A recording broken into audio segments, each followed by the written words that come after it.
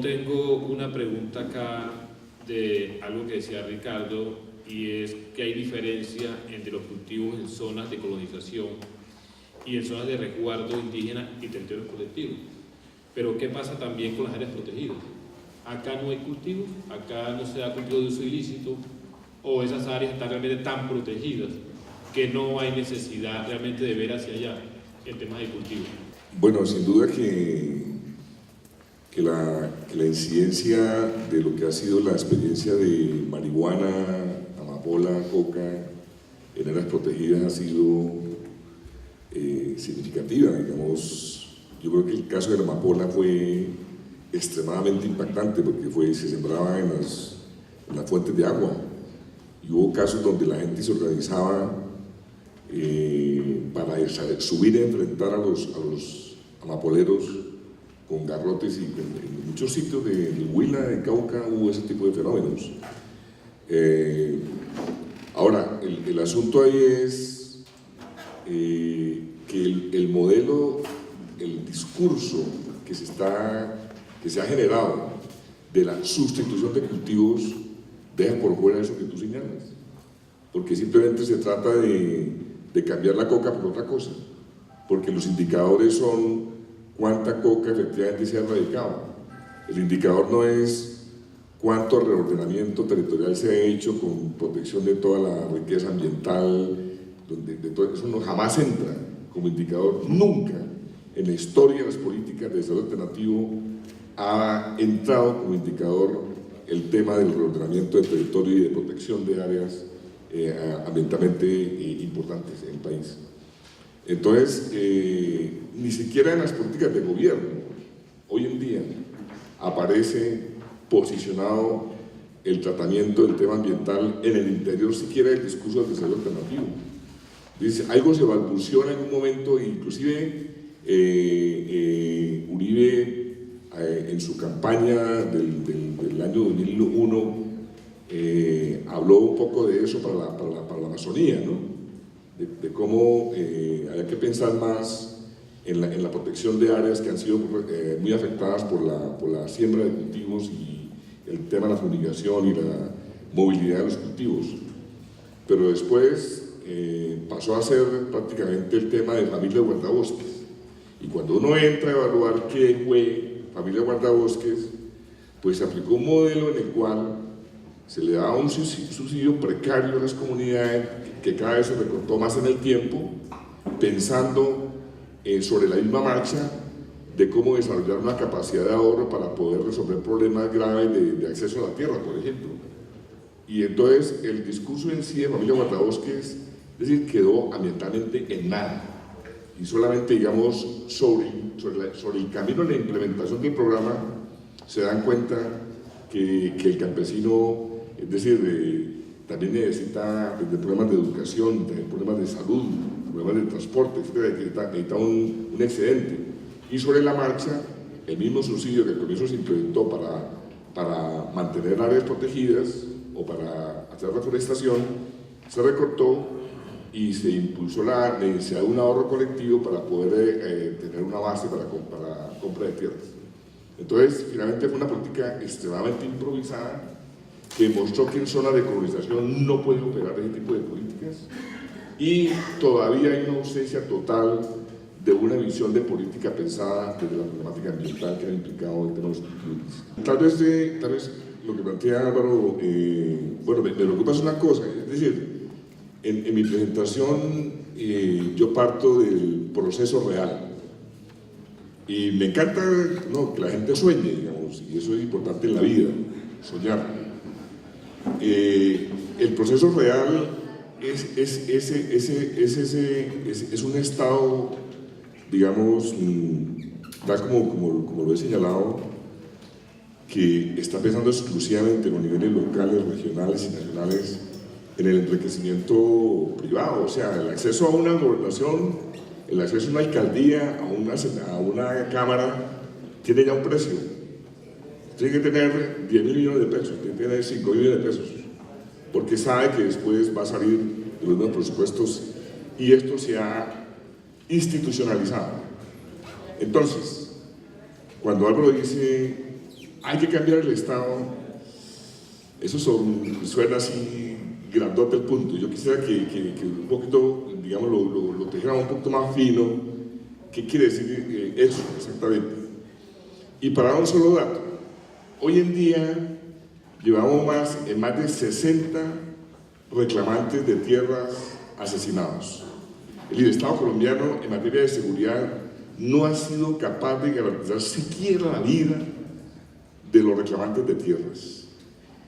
Ya cuando se multiplica exponencialmente la implementación de un modelo que tiene que tocar intereses en los niveles locales y regionales, los que han reestructurado el territorio, los que lo han cambiado, los que han concentrado la propiedad de la tierra, los que están posicionándose hoy en día, como la presentación que hubo el primer día de los compañeros de Sinití y de Morales, posicionamiento parlamentar nuevamente en algunas zonas, porque está visualizado que por la vía de la fuerza se sigue operando como un mecanismo expedito en la defensa del despojo de gran parte del país.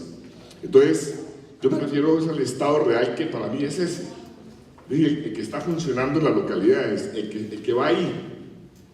Entonces, ¿cómo digamos, una propuesta tan interesante, que la comparto totalmente, requiere no de cualquier Estado, y yo no lo veo ni a corto ni a mediano plazo? Quizás la diferencia es que entendemos por Estado y cómo se construye un Estado. Quizás usted parte de la idea de que realmente usted sí piensa que hay que acabar con el Estado y crear uno nuevo. Yo no lo pienso así. Yo lo que creo es que hay que hacer procesos incrementales de transformaciones, y creo que sí se pueden hacer cambios importantísimos. Bogotá en el pasado mostró que sí se podía hacer. Medellín salió de una situación muy complicada en los años 80, 90, y hoy pero está dando los pasos hacia la generación de unas condiciones distintas, que quedan muchos problemas. Es que uno puede ver el vaso medio lleno o lo puede ver medio vacío, ¿sí?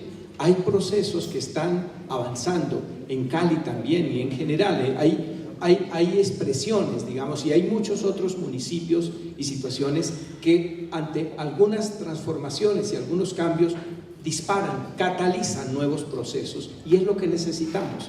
Yo soy de la idea de que necesitamos realmente un cambio en el balance de poder en la sociedad colombiana, pero no se me escapa que lograr ese cambio de balance de poder no es una cosa abrupta, no es posible hacerlo así. Es más posible sobre la base de cambios que tenemos que idear en la forma como funcionan algunas de las instituciones, las que tenemos. En lo posible lograr hacer algunos cambios y ajustes de arquitectura institucional que se pueden hacer, y a partir de lo que vaya logrando ese proceso van creando hechos reales de cambio, hechos reales de nueva relación de poder. Voy a poner unos ejemplos. Cuando realmente uno confía en las juntas de acción comunal, por ejemplo, voy a poner un ejemplo, en juntas de acción comunal, y se atreve a poner recursos en sus manos en vez de hacerlo de otra manera, con eso inician procesos que puede ser que no se visibilicen como impacto a nivel nacional, pero se están viendo procesos de cambios regionales, cambios en donde la gente empieza a tomar más en sus manos el control de lo público, y eso es realidad de poder. Esta sí es la realidad del poder. Cuando la gente se empodera, controla al alcalde, lo vigila, cambia y sanciona el mal gobierno, ¿sí? Son comportamientos ciudadanos cuando la gente tiene esperanza cultivada y creada por hechos que promueven e inducen la organización y la participación de la gente. Yo confío mucho más en esos procesos que permitirían ir recreando una nueva relación de poder como producto, y ahí viene cuál es la ventana de oportunidad que surgiría del acuerdo con las FARC, porque el acuerdo con las FARC en sí mismo, repito, no tiene ninguna capacidad de transformar las relaciones de poder, pero el acuerdo con las FARC, al desmovilizar y quitar un factor fundamental de conflicto en territorios, de inseguridad para la gente, de dificultades para la presencia del Estado en el territorio y para llevar los servicios. Quitado eso, se facilitan muchos procesos. Esas son ventanas de oportunidad reales que necesitamos poder aprovechar. Sí, son ventanas de oportunidad, porque también si no se aprovechan con rapidez, y viene la desesperanza, la desilusión y la frustración, y vuelve uno a caer otra vez en ciclos de baja participación, de incredulidad y de no construcción, digamos, de Estado, y de no construcción de una nueva relación de poder, de dejarse seguir instrumentando, que eso es lo que pasa con muchas comunidades campesinas, que ante la falta de capacidad real y de poder oponerse a la instrumentación, porque hay consecuencias graves por oponerse a la instrumentación, entonces dejamos así, ciego, sordo, mudo, o sea, no participación para poder sobrevivir. Eso no puede ser. Y esa es la ventana de oportunidad que generaría el acuerdo de paz con las guerrillas, que quitaríamos uno, no todos, un factor muy importante en términos de la presencia y cobertura de esa situación en algunos territorios. Ahora, no se me escapa tampoco que si firmamos un acuerdo que la ciudadanía no avale o que lo avale precariamente, la relación de poder real va a ser mucho más hostil a las transformaciones estructurales que la que tenemos en la actualidad. Porque si sale si en un referendo se vota negativo, lo que pasó en Guatemala, porque la gente no está dispuesta a pagar un cierto precio moral, ético, ¿sí? Implícito en el acuerdo o explícito en el acuerdo, pues entonces, si no está dispuesto a pagarlo, puede ser que vote no la ciudadanía. Y si vota no solamente no vamos a tener muchas posibilidades de tener un proceso que reconstruya el balance de poder en el país, sino podamos incluso tener un balance de poder mucho más adverso. Y lo mismo va a pasar si no tenemos realmente una ciudadanía que vote masivamente a favor del acuerdo. ¿Y de qué depende que vote masivamente de acuerdo? Hay muchas cosas que están ahorita conspirando contra eso. La misma retórica de las FARC, su mismo lenguaje y su misma incontinencia mediática y de comunicaciones. Todo eso está molestando a la gente. La gente quiere el acuerdo de paz, pero cuando le preguntan ¿y qué está dispuesto a pagar? Muy poco. Porque reconoce muy poco valor público al acuerdo de paz. Por lo tanto, está dispuesto a pagar poco en términos morales, éticos y de justicia. ¿Sí? Entonces, necesitamos elevar eso y las FARC tienen que ayudar, controlando un poco su incontinencia mediática. Yo quisiera traer a colación un elemento que cada vez va a ser más tensionante también, que probablemente en estas condiciones de discusión pareciera todavía muy distante, pero como vengo de las ciencias naturales tengo que hacerlo, y es que las transformaciones ecológicas están llevándonos cada vez más a situaciones de colapso. Si no hacemos la paz, si no construimos escenarios de transición, pronto será el cambio climático el que nos desaparezca, mucho más rápido.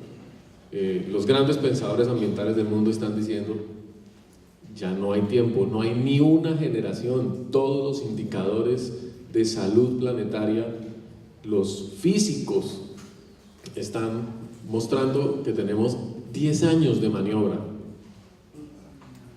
Eso no es nada, eso es absolutamente mínimo. El gran colapso para los apocalípticos está en 15 años y tiene que ver con el desajuste total de los sistemas de soporte vital planetario. Colombia está en una posición privilegiada desde el punto de vista de su capacidad de adaptarse, de persistir ordenadamente y con bienestar por la riqueza inmensa que tiene su territorio. Pero en las condiciones de conflicto como las estamos viviendo, no hay esa posibilidad de construir escenarios de transición que realmente nos permitan pensar en la supervivencia, que haya generaciones futuras. Y yo creo que esa reflexión tiene que estar cada vez más marcada y presente en los plazos en los cuales estamos hablando. Sí, llevamos 50 años de lucha armada y pues eso se puede prolongar indefinidamente. No, la entropía, las condiciones de deterioro planetario, todo se van a encargar de que ese deterioro sea cada vez peor y actúa además como un retroalimentador negativo. Entonces, creemos que si hacemos un poco de conciencia de ese tipo, es factible comenzar a hablar de transiciones, de cómo movemos el sistema social y el sistema ecológico de un punto, de una trayectoria, decimos, de una historia particular hacia otra, nunca hacia el pasado. Y eso es algo que yo tengo mucho temor en términos de cómo nos imaginamos a veces el país que queremos. Tendemos a imaginarlo como imaginábamos que iba a ser en los años 50 o 60. Y estamos en un momento particular donde el 75% de la población colombiana es urbana.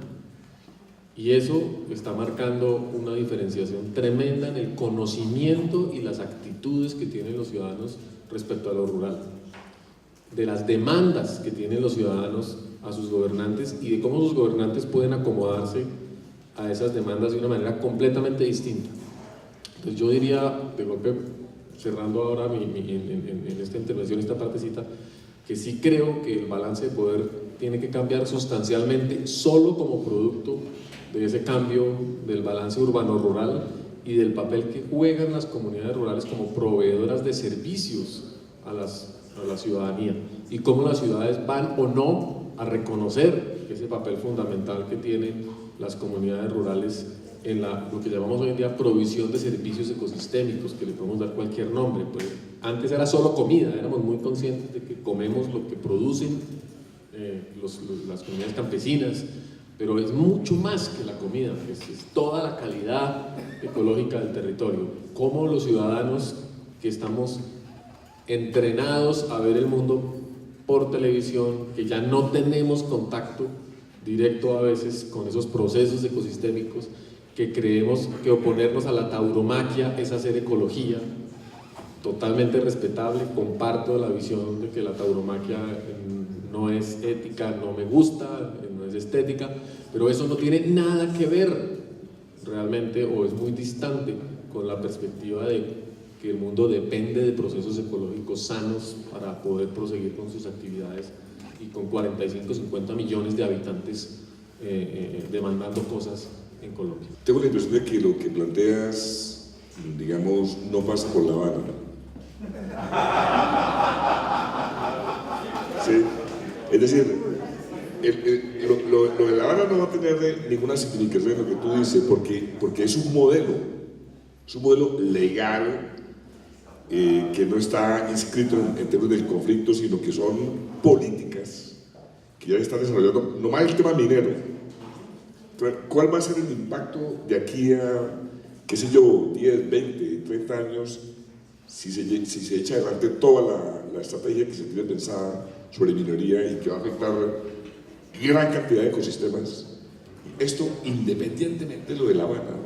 Entonces, ese es un punto, digamos, eso implica no poner todos los huevos en ese escenario. Es decir, hay cosas que hay que hacer independientemente de lo que ocurre ya, desde ahora, digamos. O sea, estos espacios deben pensarlo también desde ahí. No es una apuesta total porque yo veo un poco contradictorio lo que decía Álvaro, ¿no? Álvaro decía, lo de La Habana no va a tener un impacto en términos de las relaciones de poder, como sí lo tuvo en Guatemala, pero a la hora de explicar el punto, y si la gente no lo aprueba, esto va a tener un lío de poder. Sí, creo que todavía es contradictorio el asunto, no lo veo tan claro. Yo no creo, Álvaro, no tengo una apuesta por la destrucción del Estado y una sociedad comunista. No soy ni he dado ningún elemento en ese sentido. Creo sí en el empoderamiento de las comunidades, digamos, esa es la apuesta, digamos, y toda mi vida ha estado como desde ahí, desde eso. Entonces, tampoco, digamos, yo creo que el conflicto nuestro es fundamentalmente rural. Poner como ejemplos Bogotá, Cali, Medellín, hombre, Bogotá es otra cosa, es otro país y tiene otras dinámicas de conflicto. Estamos hablando del tema básicamente de las zonas rurales, estamos hablando del tema de la concentración de la tierra, donde más evidente es la concentración de la riqueza es en las zonas rurales. Hay que mirarle, comparar las cifras de todo, acceso a salud, educación, en fin, todo está, digamos, puesto básicamente en ese escenario.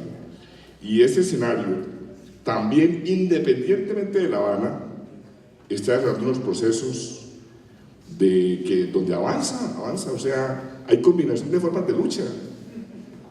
Hace unos años se hacía con uso de paramilitares, hoy en día se hace con argucias de grandes oficinas de abogados, como lo que pasó en el Bichada, ¿cierto? O sea, se sigue haciendo, desarrollando en la práctica, en el momento real, un proceso de concentración de la tierra, vulnerando la posibilidad de que los terrenos baldíos sean adjudicables a campesinos. No, la gran discusión sería, bueno, ¿cuál es la viabilidad de una economía, como tú le llamas, familiar en este tipo de territorios, etcétera, etcétera? Pero lo que es reprochable es que todavía hoy en día el Estado esté en connivencia. El Estado que tú dices que va a implementar esa gran apuesta, ese gran sueño de la economía familiar, ese Estado es el que ha permitido que el embajador hoy en Estados Unidos de Colombia haya propiciado un proceso de concentración de 45.000 hectáreas en el Bichada, para hablar, por ejemplo, del proceso real. Bueno, es un poco una reflexión recogiendo los elementos de las tres personas que nos han hablado esta tarde, y tiene que ver un poco con un elemento adicional que puede ayudar a complejizar aún más el análisis, y es la escala a la que se vea o se analice la realidad. Pensar en un estado ideal, como plantea Álvaro, a esa escala de nación es desesperanzador, porque la posibilidad de llegar hasta allá, cuando uno está en lo local viviendo las problemáticas, pues simplemente lo aleja de la posibilidad de trabajar, porque se ve como que lo que se hace no va a tener repercusiones a ese nivel. Y pensarlo solamente desde la sociedad civil, en escenarios más pequeños y a una escala menor, pues puede plantearle a uno al menos mayores probabilidades de éxito, ¿no? Y eso en un horizonte, digamos, de este componente ambiental, que es fundamental, que es como la matriz sobre la cual nos desarrollamos, pero que hace parte de esa construcción territorial y de la territorialidad, pues hace que precisamente tener que pensarlo en lo pequeño, en lo local, en pequeñas iniciativas que empiecen a mostrar redes de acciones, da un poco más de esperanza. No estoy segura de que de allí se pueda llegar realmente a una transformación del Estado, porque hay muchos más intereses que están por debajo, moviendo ese Estado, y por tanto el trabajo de nosotros al interior de la red Pro de Paz, al interior de las iniciativas de desarrollo y paz en los territorios, debería o está orientado hacia ese trabajo pequeño, hacia ese trabajo en iniciativas como la que nos mostraron hoy, de poblaciones que se articulan a ejercicios de conservación, pero que son de sociedad civil, que son iniciativas que lograron un día movilizar políticas públicas, pero que nacieron y se gestaron y se desarrollaron como iniciativas de sociedad civil. Entonces concuerdo con ese parámetro, y creo que hay que ponerle un punto, digamos, de análisis de escala para poder un poco no perder la esperanza de construcción de territorio, de construcción de paz. Bueno, a mí me parece que este tema de cuál es digamos, a dónde pone uno el zoom, la escala, ¿sí? que está observando, pues yo creo que sí es muy importante. Yo soy partidario de trabajar duro en el nivel más básico local y despertar desde ahí dinámicas y catalizar procesos, pero creo que eso no tiene demasiado futuro si eso no está articulado y retroalimentado con procesos que deben ocurrir y que no ocurren por acumulación de casos. O sea, uno puede hacer a veces muchas actividades en cosas, pero llega un momento en el que quedan atrapadas porque se requieren unos cambios cualitativos que no siempre son capaces de ser producidos por la acumulación, digamos, cuantitativa de éxitos en algunos temas. Y esos son los límites de las iniciativas puras de sociedad civil. ahí encuentra uno muchos de esos temas, de limitaciones puras, y creo que si uno entra en esa discusión siempre llegará a que hay distintas capas, distintas escalas que deben comenzar a influenciarse y a retroalimentarse unas a otras. Si no se mueven ciertas escalas regionales, por ejemplo, y instituciones del nivel regional, pues comienzan a convertirse en factores de restricción para que los procesos más individuales, más locales, más celulares, digamos así, puedan seguir evolucionando positivamente. Necesita que se les dé el aire, digamos así, que se aireen con transformaciones en niveles meso y luego en niveles un poco más generales. Por eso yo un poco sí lo veo que sí es muy importante trabajar sobre la base, digamos, de lo local, y a partir de allí, si uno tiene claridad sobre cómo hacerlo, para ir reconstruyendo y creando mecanismos que vayan haciendo que se acumulen hechos y tensiones sobre los demás niveles, digamos, de la organización de la sociedad para buscar su transformación de una manera progresiva. Yo creo que esto va a ser un proceso de cambio progresivo, pero tenemos que tener claridad de para dónde vamos y cómo se necesita que se interaccionen los distintos niveles que determinan el curso de una sociedad. No todo está determinado por las decisiones privadas. El surgimiento del Estado es un cambio en el desarrollo de la humanidad que fue muy beneficioso para muchísimas cosas que ocurrieron. No miremos el Estado simplemente por nuestras propias vergüenzas, como veamos el Estado como institución que tenemos que mejorar y transformar permanentemente, y que sabemos que solo va a ocurrir en la medida en que también la ciudadanía se involucra en los procesos, y que hay procesos de ciudadanía que tienen que influir lo público. Busquemos esa interacción. No es idealismo del Estado, es una construcción paciente en el que hay una interacción entre los distintos niveles de organización de la sociedad. ¿Hasta dónde es factible hablar de transiciones? Y para el caso colombiano, con las potencialidades y a escala, digamos, de lo que nosotros podemos desde lo local, desde la región y lo que estamos haciendo, ¿hasta dónde es posible hablar de ese concepto de transiciones?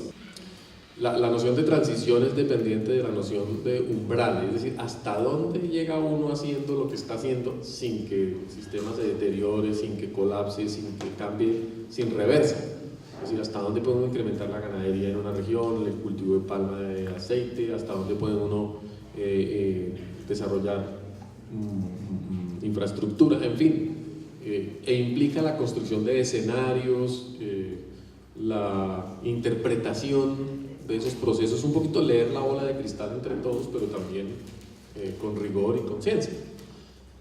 Los umbrales ya los estamos cruzando, tenemos señales por todas partes, pero claramente hay sectores de la sociedad que van tapándole los ojos los unos a los otros. Entonces es una situación muy extraña, porque todos vamos finalmente al irnos tapando los ojos a conveniencia, vamos prolongando la vida parcial de unos a costa de los otros, pero también a costa de la propia. Por eso la sostenibilidad es un ejercicio de solidaridad. Brigitte dijo que hay que consultar al campesino que actúa con la naturaleza para que alimente la gestión ambiental, porque es quien la vive y tiene la información y los datos, lo cual me parece absolutamente cierto. Y se requieren investigaciones aplicadas en las regiones y los territorios para tener una información más puntual y real, para poder tener políticas públicas ambientales y de ordenamiento del territorio más cercanas a la realidad. Pero también digo que esto va a tomar años y muchos millones de pesos para que sea cierto. La pregunta es, ¿qué acciones se pueden realizar y quiénes las deben hacer para que esto sea posible? Es decir, invertir en investigaciones aplicadas para hacer una buena gestión ambiental integrada al desarrollo. Bueno, la visión apocalíptica es de algunos autores, de todas maneras, ¿no? Siempre hay unos más optimistas que otros, ¿no? Pero dicen, Yo no soy de los optimistas, pero bueno. Es muy importante, y creo que las dos preguntas, dos de las preguntas que hicieron tienen que ver con el papel de la academia y de la capacidad de construir conocimiento relevante.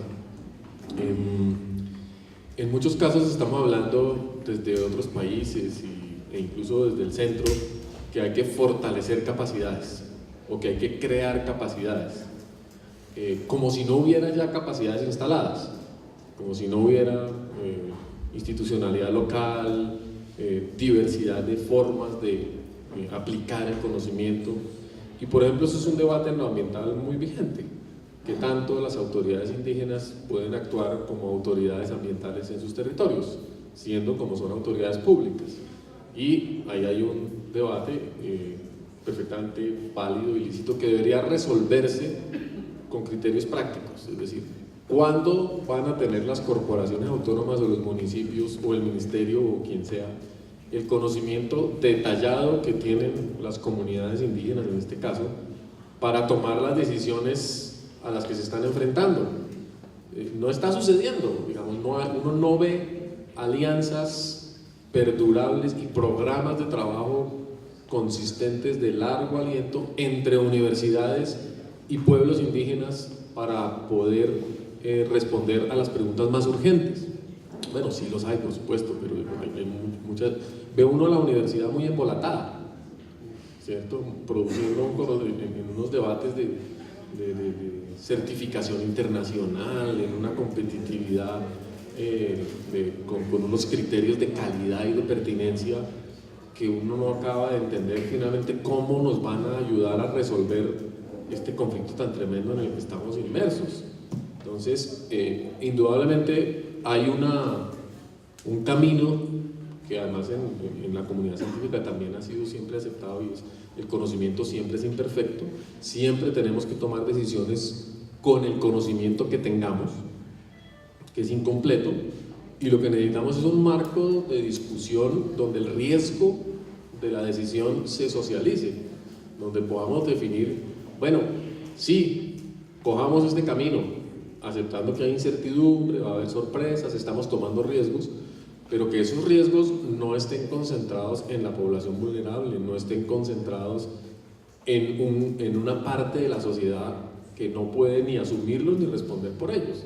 Pues construir represas para vender energía eléctrica, para exportar, pues genera divisas, y divisas que se pueden usar en educación, supongamos que eso se hace, pero finalmente es aceptable que el riesgo del deterioro ambiental se concentre en 3, 4 mil, 5 mil familias que van a ser desplazadas, van a ser simplemente por el prurito de que el bienestar de la mayoría manda.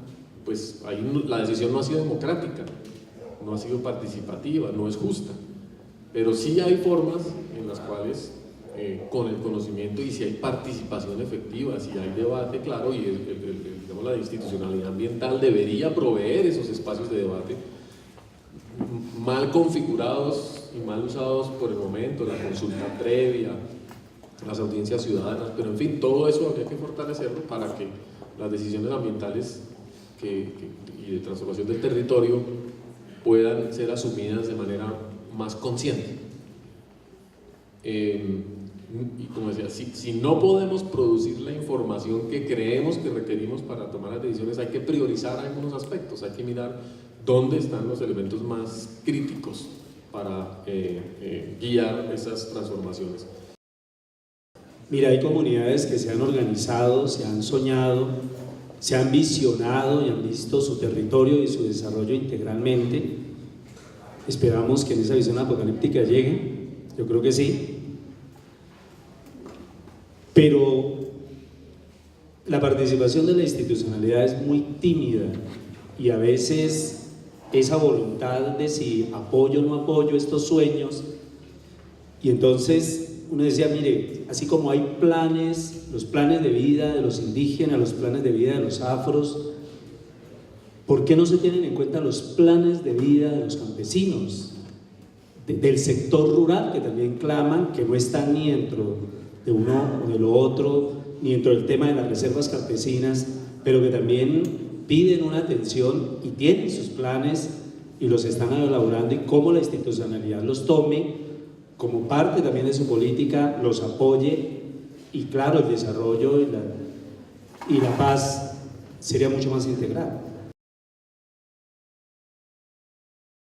Esa instauración de una cultura mafiosa que se ha vuelto tan cotidiana que casi que se percibe con cierta normalidad en el ejercicio cotidiano, digamos, lo absurdo viene a ser lo de la eticidad frente a eso, pero un poco allí, Ricardo, como pistas en ese trabajo de investigación que has estado desarrollando para que el tema de la eticidad no se convierta en el ejercicio de los bobos, ¿verdad? Que es un poco como lo que se plantea, en el ejercicio simplemente de los sacerdotes o de los religiosos y demás, es decir, porque ante ese panorama que es cierto, pero profundamente desesperanzador también, ¿cómo poder hacerlo en términos de herramienta pedagógica para traducirlo en contenido esperanzador?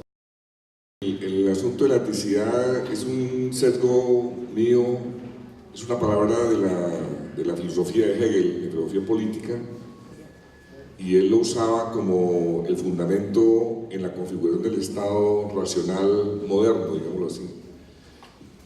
Y esa eticidad tiene más una connotación de configuración sociocultural que sirve de pegamento para la configuración del Estado-nación. Digamos, tiene una connotación en esa dirección. Lo uso como un recurso sin que todos sabemos el cuestionamiento que hay ya a toda la filosofía de Hegel en términos de la realización de la razón en un estado absoluto, qué sé yo, que ha sido, digamos, pero de todas maneras yo creo que sí hay elementos, a mí me gusta mucho ese elemento que reconoce Hegel en términos de que no basta las operaciones, una institucionalidad operante, sino que hay un elemento sociocultural que convoca hacia el pegamento como nación. Yo creo que Colombia no tiene eso. Más allá de la selección Colombia y el himno nacional a las 7 de la tarde en las emisoras, no tenemos eso de nación. Y cada vez se profundiza mucho más la fragmentación, digamos. Cada vez yo siento más perdido el norte hacia la elaboración de esa eticidad entendida como esa configuración que nos permite, digamos, integrarnos, pegarnos, y no es fácil, digamos, y yo creo que parte del ejercicio que se ha hecho y que se va a hacer esta semana tiene que ver con eso, en dónde está el elemento que nos integra, que nos pega, que nos junta. Y yo, digamos, en eso, pues ahí sí me diferencio de Álvaro en el sentido de que yo siento que el Estado puesto así es un fetiche, es decir, de creer que el Estado va a ser el elemento ordenador, organizador. Creo que eso es lo que está en crisis también. Mientras no se le ha dado la oportunidad a la sociedad para ir configurando procesos de eticidad, de otro lado se ha magnificado el papel del Estado y se ha convertido en una máquina administradora de negocios privados, ¿cierto? Y eso en la práctica es lo que tenemos, sin un pegamento como norte en términos de nación, no lo tenemos. Yo creo eso, que no existe eso y que eso se debe construir, y que eso es parte, y es un proceso complejo, sobre todo en un país tan diverso como este, con tantos problemas. Pero también siento que efectivamente, o sea, hay tantas carencias acá, que ni siquiera somos un referente en términos de acceso a educación, ¿no? Esto es un desastre. Este país en términos de acceso a educación es absolutamente desastroso en eso, como un criterio ni siquiera de democratización. Ojalá al menos hiciera eso, la oportunidad de que la gente acceda a un buen nivel de educación y con mucha calidad. Y eso arreglaría muchas cosas, digamos, ayudaría a avanzar, pero creo que las políticas van en contravía de eso. No van en esa dirección y cada vez se tiende más a debilitar la educación pública, a limitar más el acceso de la gente a educación de calidad y cada vez más se relega a que cada quien resuelva por su cuenta en riesgo el asunto. Entonces, en ese sentido yo no soy optimista, pero sí veo ahí de que es una reivindicación que sigue siendo válida, ¿no? Basta compararse con cualquier otro país y este país es un desastre, sigue siendo un desastre en eso, como lo es también en el acceso a la salud, ¿no? Que es una bancarrota de todo un sistema que ha fortalecido corrupción e intereses privados y también hay mucho que hacer ahí. O sea, hay muchas tareas que convocan a la ciudadanía, pero no creo que sea ese el norte. Para mí el norte es más todos estos elementos de reconstrucción ética, de norte en ese sentido, que permita crear de verdad elementos sólidos alrededor de los cuales nos convoque el punto.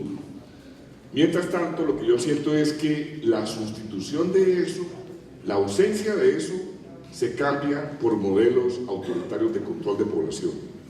Y eso vale para la guerrilla, eso vale para la mafia, eso vale para el mismo Estado.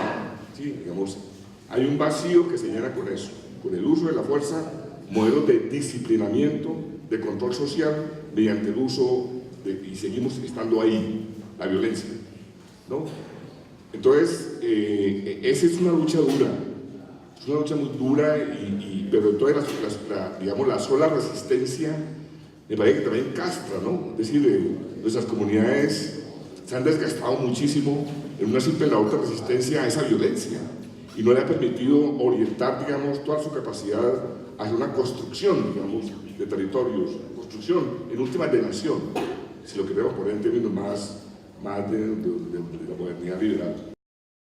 Respecto a lo que nos están compartiendo frente al tema, digamos, de lo que se está llevando en La Habana y el proceso de paz y todo eso, pues tal vez de pronto pues ustedes no han escuchado, pero a través del movimiento indígena, como es el Consejo Regional Indígena del Cauca, el CRIC, tiene una propuesta que se ha venido caminando por mucho tiempo, porque el CRIC tiene su plataforma de lucha, esos 4 principios, y a raíz de eso, todo el análisis que se está dando hoy acá, se ha venido planteando puntos, digamos, muy estratégicos o temas muy trascendentales, como es el tema del territorio, el tema de salud, de educación, de derechos humanos, de control territorial, y es lo que el movimiento indígena ha puesto en la agenda a nivel nacional para discutir con el gobierno nacional. Por ejemplo, hablamos de un sistema educativo indígena propio, hablamos del sistema indígena de salud propia intercultural, no pensando en la salud como de ese modelo capitalista, mercantilista, asistencialista. De igual manera, una educación que hablaban aquí, una educación para la vida, una educación que transforme lo humano, porque no solamente la educación como se viene hablando hoy desde el emprendimiento, la ciencia y la tecnología, ¿no? Sino ¿para qué me educo yo? Estamos hablando de autoridad ambiental indígena, porque esos son los procesos que el movimiento indígena o el CRIC, y el CRIC es filial a la UNIC y a nivel nacional se ha puesto, y eso es lo que se ha venido exigiendo al gobierno nacional, y por eso tal vez de eso es lo que no se quiere desprender el Estado representado en el gobierno, y es lo que el movimiento indígena siempre en constante ha venido exigiendo para que esos cambios trascendentales se den y cambiar como ese modelo de gobierno, modelo de Estado que tenemos en el país, pero de igual manera cómo nosotros tenemos que entrar a dialogar con los demás sectores sociales y con el resto de la sociedad, porque nosotros queremos es transformar esa política, pero nosotros para poder transformarla me parece muy importante los procesos que dicen desde la localidad, desde lo local.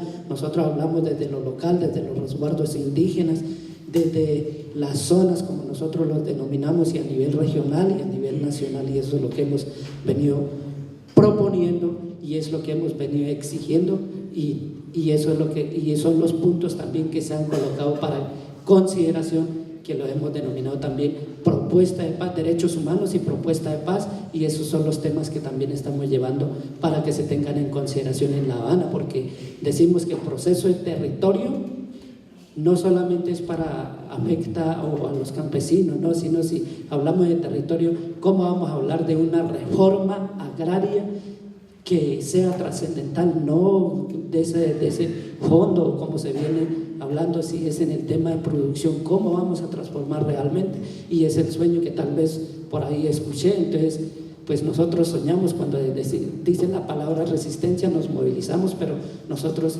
tenemos las propuestas ahí y siempre hemos caminado con propuestas concretas y es lo que hemos presentado y hemos venido exigiendo.